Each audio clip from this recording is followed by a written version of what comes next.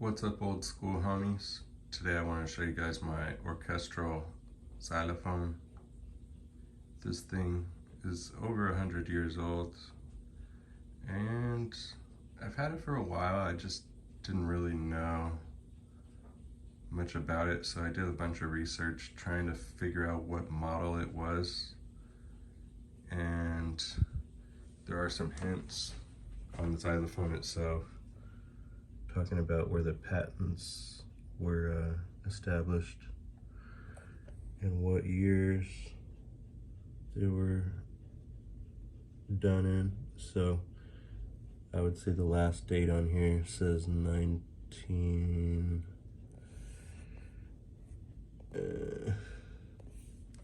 tough to read that.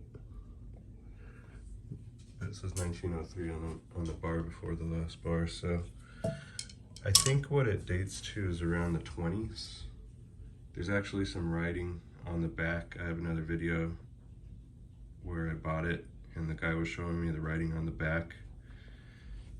And supposedly this particular xylophone was used in Paul Whiteman's orchestra. So Paul Whiteman was a prominent orchestral leader at the time.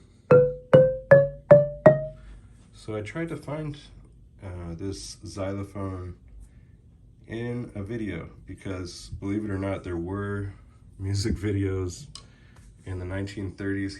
Paul Whiteman had a music video with special effects that was revolutionary for its time. It was in color too. You could still see it. I forget the name of the song, but it was a really popular song that you would actually remember if you heard it. So what could I say about this xylophone?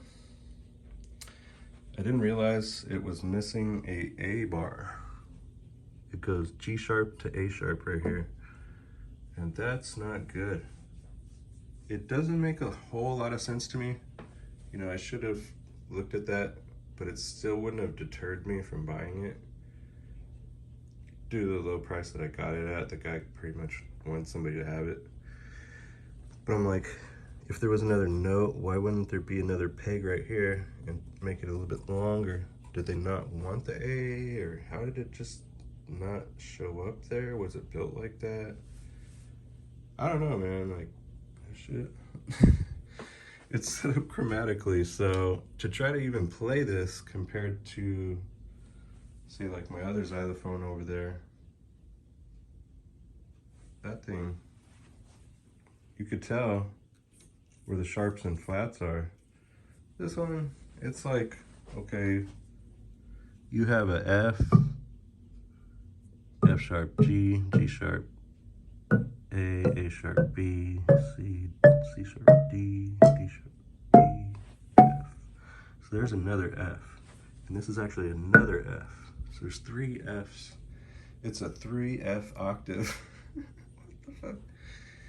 You know, I don't really play this part on the xylophone anyways.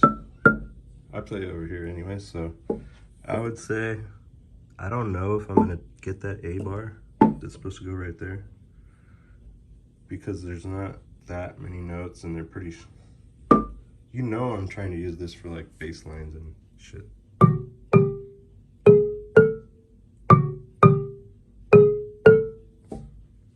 There's a bass line. You could play I could play a triad on it.